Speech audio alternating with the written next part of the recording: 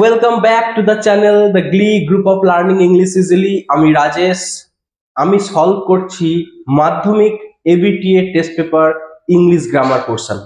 Continuously আমি প্রথম থেকেই সলভ করে আসছি এবং পরীক্ষার আগে পর্যন্ত আশা করি সবগুলি প্র্যাকটিস সেটের গ্রামার পোর্শন আলোচনা আমি শেষ করে ফেলবো।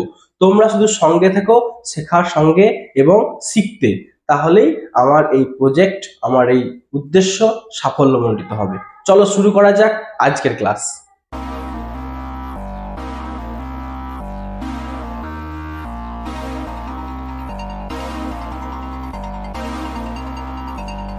প্রথমে আমরা দেখে নেব সঠিক verb form choose.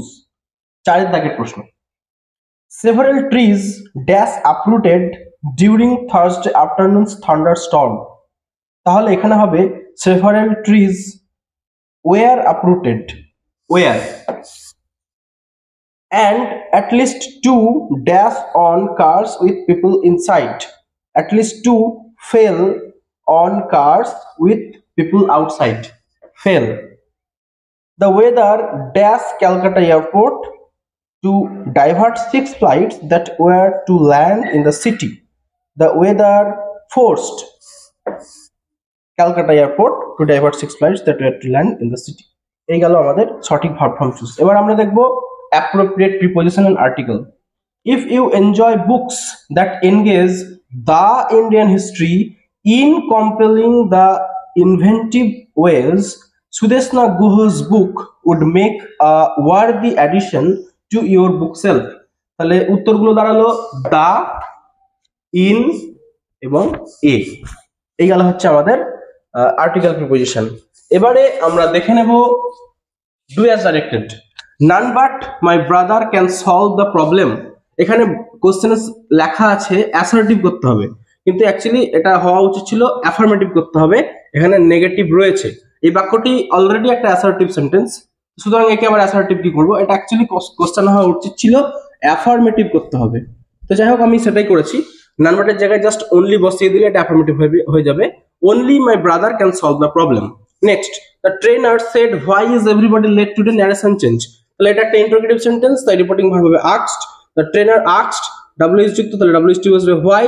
Everybody is late, তাহলে এটা পাস্ট টেন্সে থাকার জন্য হবে এভরিবডি ওয়াজ লেট, টুডে থাকলে হবে দ্যাট ডে। তাহলে অ্যান্সারটি হলো the trainer asked why everybody was late that day. Next, Tapu was preparing coffee, voice change. তাহলে টাপু হচ্ছে সাবজেক্ট আর কফি হচ্ছে অবজেক্ট, এবং এটা রয়েছে পাস্ট কন্টিনিউয়াস টেন্সে। তাহলে coffee was being prepared by Tapu. এই গেল আমাদের ডু অ্যাজ ডাইরেক্টেড। এবারে আমরা দেখব ফ্রেজাল ভার্ব। ফ্রেজাল ভার্বের ক্ষেত্রে যে প্রশ্নগুলি রয়েছে সেটা হলো our school closes at 4:30 PM। Closes V1 plus S oblique ES। The dog was chasing a rabbit, chasing V1 plus ING। He wore a white shirt, wore হচ্ছে V2, ওয়ার এর past form V2। এবার অপশনগুলো দেখে নিই। Put on, come round, run after, breakup. Put on মানে পরিধান করা, কাম round মানে সুস্থতা লাভ করা বা আরোগ্য লাভ করা, রান আফটার মানে হচ্ছে তাড়া করা বা ধাওয়া করা, ব্রেকআপ মানে হলো ছত্রভঙ্গ হওয়া বা বন্ধ হয়ে যাওয়া। তাহলে এখান থেকে আমরা বুঝতে পারছি যে সঠিক উত্তরগুলি হবে ক্লোজেস মানে হচ্ছে ছত্রভঙ্গ হওয়া, ব্রেকআপ তাহলে এস বাই এস যুক্ত আছে, তাহলে হবে ব্রেকস আপ। চেজিং, চেজিং হচ্ছে তাড়া করা অর্থাৎ রান আফটার, তাহলে V1 প্লাস ING ফর্মে আছে, তাহলে রানিং আফটার। মাথায় রাখতে হবে রানিং হওয়ার সময় কিন্তু এনটা ডবল হয়ে যায়। তারপরে ওর V2, ওর মানে পরিধান করা, তাহলে পুট অন, পুট অনের ক্ষেত্রে পুটের V2 পুটি হয়, তাহলে পুট অন। এই গেল হচ্ছে আমাদের একটি প্র্যাকটিস সেটের গ্রামার পোর্শন আলোচনা। চলো দেখে নেওয়া যাক আরো একটি প্র্যাকটিস সেট। পাতা নাম্বার 319। প্রথমে রয়েছে আমাদের সঠিক ভার্ব ফর্ম চুজ। দেখো, the Eiffel tower, an immense structure of iron, was erected for the Paris Exposition of 1889. It was a radical creation of the French engineer Alexander. Its total elevation is 330 meters. তাহলে আমাদের সঠিক উত্তর দাঁড়ালো was erected, was এবং is।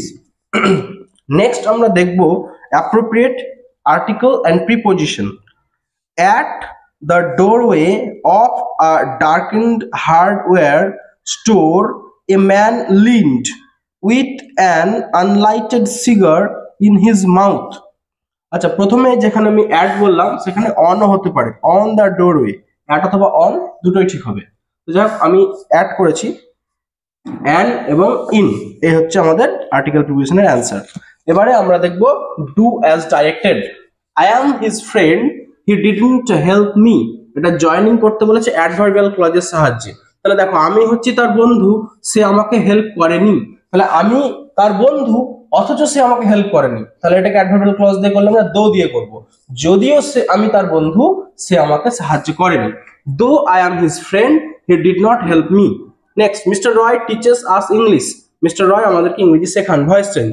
তাহলে আমাদের এখানে দেখতে পাচ্ছি দুটো অবজেক্ট রয়েছে, এই একটা অবজেক্ট, এই একটা অবজেক্ট। আমরা দুটো অবজেক্ট দিয়ে করার চেষ্টা করছি।